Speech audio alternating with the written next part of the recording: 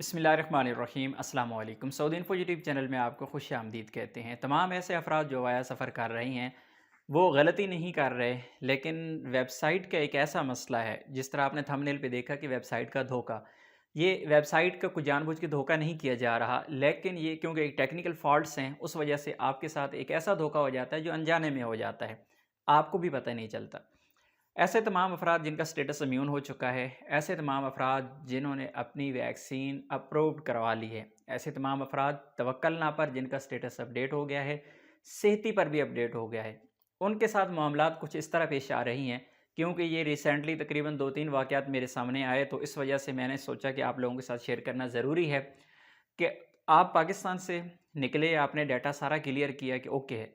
Dubai में बैठे आप बेफ़िक्र रहे कि नहीं हमारा डाटा क्लियर है। लेकिन जब आपका सफ़र का इरादा बना और मुकीम पे जाके इरादा क्या, जब आपकी टिकट का टाइम हुआ और आपने मुकीम पे जाके वहाँ पे रजिस्ट्रेशन की, तो पता चला कि आप नॉन इम्यून हैं। इम्यून ही नहीं है, आपका स्टेटस इम्यून ही नहीं है। आप मुकीम पे जाके देख रहे हैं इम्यून नहीं है।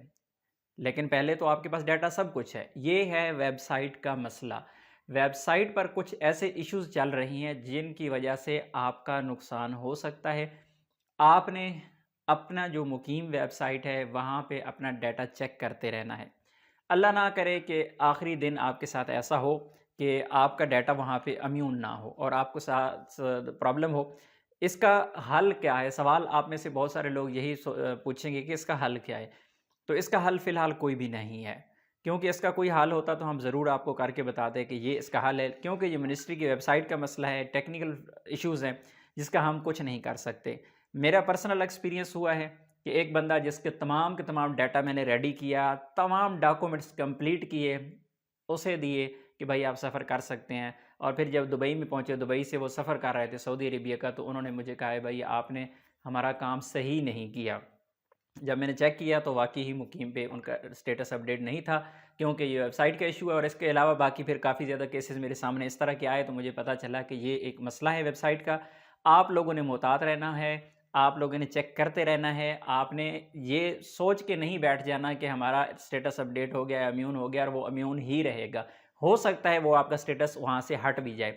एक तो ये चीज़। दूसरे वो अफ़राद जिन्होंने वैक्सीन सऊदी अरेबिया से 1 लगवाई हुई थी।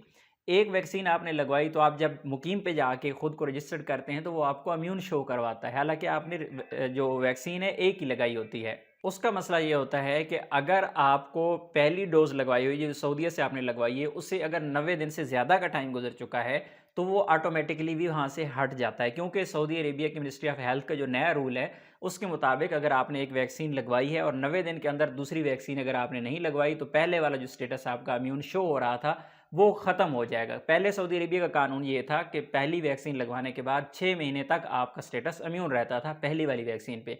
लेकिन अभी लेटेस्ट जो अपडेट आई है उसमें ये कहा गया है कि अगर 90 दिन के अंदर आप दूसरी वैक्सीन नहीं लगवाएँगे तो पहले वाली का स्टेटस भी ख़त्म कर दिया जाएगा।